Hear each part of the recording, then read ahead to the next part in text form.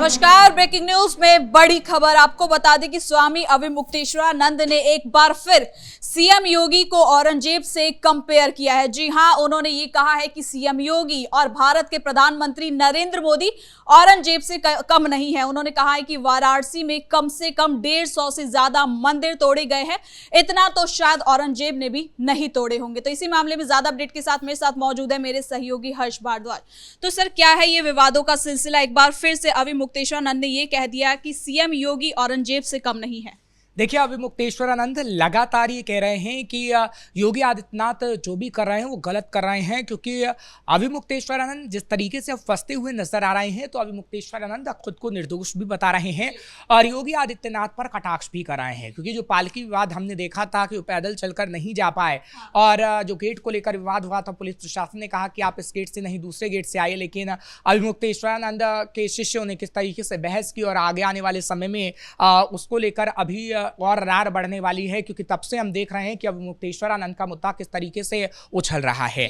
हालांकि इस मामले में नया मोड़ जब आया, जब हमने देखा कि अविमुक्तेश्वरानंद पर यौन शोषण के आरोप लगे और आशुतोष महाराज ने कहीं ना कहीं उन बच्चों को ले जाकर कोर्ट में उनकी गवाही दिलवाई, यानी रिकॉर्डिंग हुई कोर्ट के अंदर और ये बताया गया कि कैसे उनका यौन शोषण हुआ था। लेकिन अब यौन शोषण की जब पुष्टि हुई है, तो उस मामले में भी जब कोर्ट में जाया गया है, तो कोर्ट ने ये कहा है कि हमने अपने फैसले को सुरक्षित रख लिया है और 9 मार्च को जब सुनवाई होगी, मार्च में सुनवाई होगी, तो पता लगेगा कि अविमुक्तेश्वरानंद के खिलाफ क्या होने वाला है, क्योंकि अभी तो उनकी गिरफ्तारी नहीं होगी, लेकिन आगे आने वाले समय में उनकी गिरफ्तारी हो सकती है। देखिए, अविमुक्तेश्वरानंद इस वक्त काफी बौखलाए हुए हैं।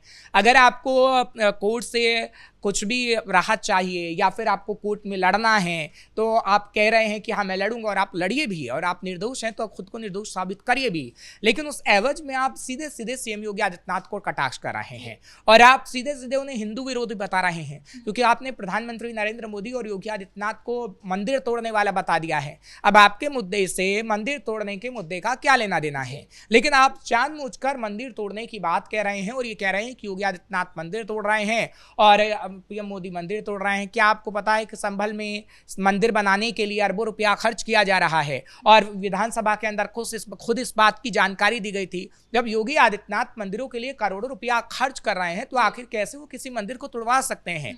उन्होंने मणिकर्णिका घाट को लेकर ये बातें कही गई थी, जबकि मणिकर्णिका घाट को लेकर खुद सीएम योगी ने क्लियरेंस दिया था कि आई फोटो बनाई गई है, हालांकि वहां पर कुछ भी ऐसा नहीं है और मणिकर्णिका घाट का विकास किया जा रहा है, वहां पर लोगों को बैठने की व्यवस्था की जा रही है, अपने जो सगे संबंधी हैं आखिरी विदाई किस तरीके से अच्छे तरीके से दी जा सके, उसके लिए व्यवस्थित चीजें की जा रही हैं।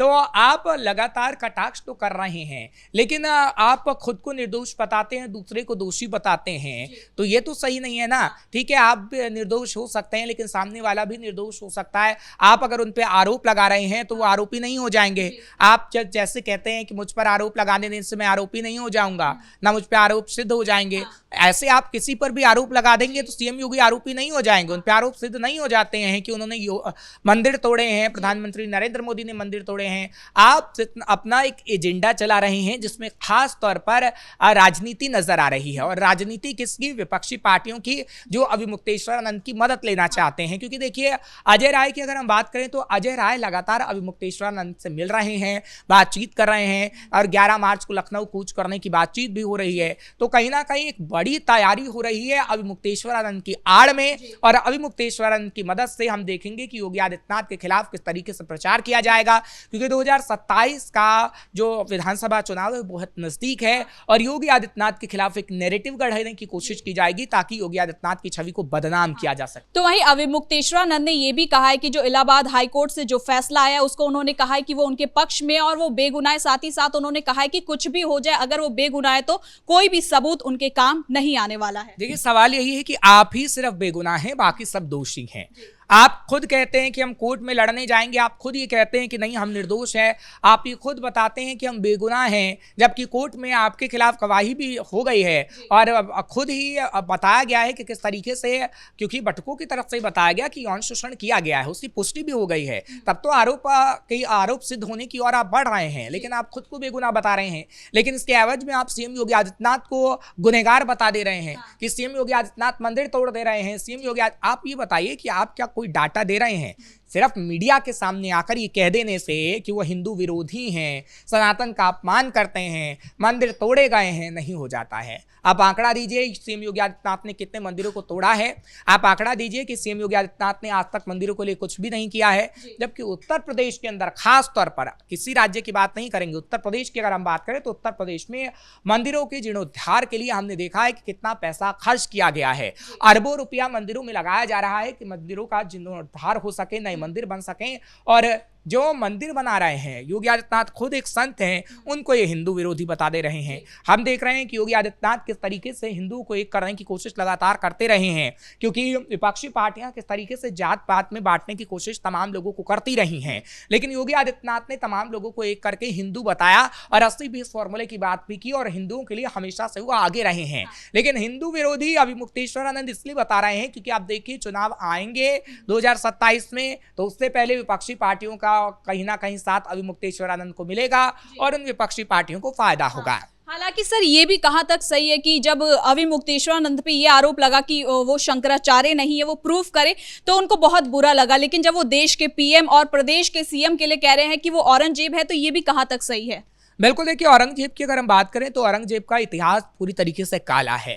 और अगर आप औरंगजेब की बात करते हैं कि औरंगजेब जैसे प्रधानमंत्री नरेंद्र मोदी हैं, सीएम योगी आदित्यनाथ हैं, तो आप बिल्कुल तरीके से एक भ्रम फैलाने की कोशिश कर रहे हैं, क्योंकि अगर आप आम जनता के पास चले जाएंगे तो योगी आदित्यनाथ की हमेशा से बड़ाई होती रही है। योगी आदित्यनाथ का समर्थन आम लोग करते रहे हैं और जो तमाम सर्वे आ रहे हैं 2027 को लेकर, वो फिर बता रहे हैं कि सीएम योगी आदित्यनाथ की सरकार एक बार फिर से यूपी में बनती नजर आ रही है।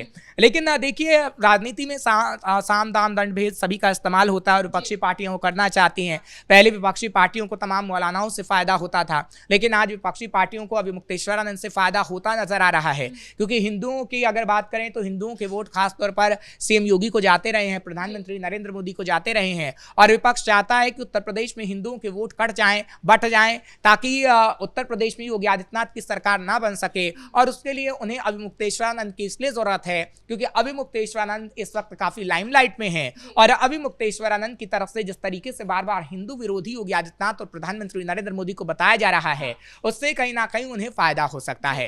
खैर इतना बड़ा फायदा तो नहीं होगा, क्योंकि योगी आदित्यनाथ ने अपनी स्थिति को काफी मजबूत किया है 2017 में भी, 2022 में भी, अब 2027 के लिए जो चुनावी बिगुल बजेगा उसके लिए भी योगी आदित्यनाथ ने अपने आप को मजबूत कर लिया है। और देखिएगा कि जिस तरीके से अभी मुक्तेश्वरानंद बार बार आकर तमाम बातें कहते हैं, वैसे योगी आदित्यनाथ कभी नहीं कहते। योगी आदित्यनाथ ने कभी सनातन का अपमान नहीं किया, ना हिंदुओं का अपमान किया है, बल्कि अभी मुक्तेश्वरानंद और कई जो उनके साथी संगी साथी हैं वो बढ़ते हुए नजर आ रहे हैं।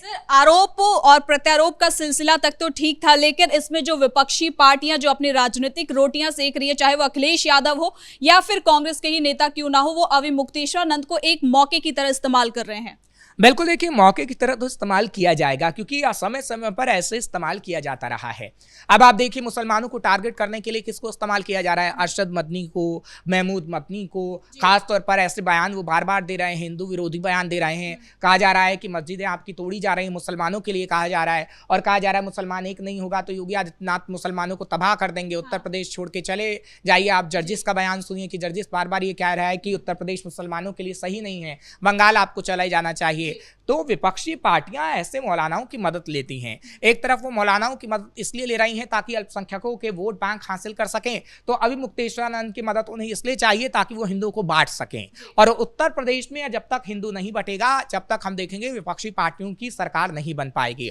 और यही कोशिश विपक्षी पार्टियां कर रही हैं कि कैसे हिंदुओं को बांटा जाए, कैसे अगर वो बटेंगे तो पूरी तरीके से कटेंगे, क्योंकि योगी आदित्यनाथ की तरफ से भी पहले कहा गया था कि बटोगे तो कटोगे, और वही स्थिति उत्तर प्रदेश में नजर लाने के लिए, वो तस्वीर पेश करने के लिए कांग्रेस और समाजवादी पार्टी ने पूरा ठीकरा अपने ऊपर ले लिया है। समाजवादी पार्टी की तरफ से लगातार अभी मुक्तेश्वरानंद से संपर्क साधा जा रहा है। अखिलेश यादव लगातार अभी मुक्तेश्वरानंद से फोन पर बातचीत कर रहे हैं। तो दूसरी तरफ अजय राय का समर्थन जो अभी मुक्तेश्वरानंद को मिल रहा है, वो साफ तौर पर दर्शाता है कि किस तरीके से भूखे भेड़िए की तरह वोट बैंक हासिल करने के लिए अभी मुक्तेश्वरानंद का साथ ही विपक्षी पार्टियां चाहती हैं। और अभी मुक्तेश्वरानंद के लिए तो साफ तौर पर यह कहा जा सकता है कि अगर आप खुले तौर पर राजनीति में आना चाहते हैं तो आइए, आपको किसी ने नहीं रोका, क्योंकि आप बिहार के अंदर भी ऐलान कर चुके थे, आपने कहीं ना कहीं सपना राजनीति में आने का देखा है, तो आप उत्तर प्रदेश की राजनीति में भी उतरिए। इसके लिए आपको योगी आदित्यनाथ को हिंदू विरोधी कहने की जरूरत नहीं है, क्योंकि लोकतंत्र में आप टिकट ले सकते हैं, अपनी पार्टी बना सकते हैं, मैदान में उतर सकते हैं, और मैदान में उतरेंगे तो जनता तय कर देगी कि कौन भी हिंदू विरोधी है और कौन नहीं। बहुत बहुत धन्यवाद सर इन तमाम जानकारी के लिए। तो कुल मिलाकर स्वामी अविमुक्तेश्वरानंद ने एक बार फिर सीएम योगी और पीएम मोदी के लिए विवादित बयान दिया है और उनको औरंगजेब से कंपेयर किया है, और साथ ही साथ उन्होंने ये भी कहा है कि वाराणसी में कम से कम 150 से ज्यादा मंदिर तोड़े गए हैं इन सरकार के दौरे के अंदर। ब्रेकिंग न्यूज में इतना ही। कैमरा पर्सन राजकुमार के साथ मैं सृष्टि शाह।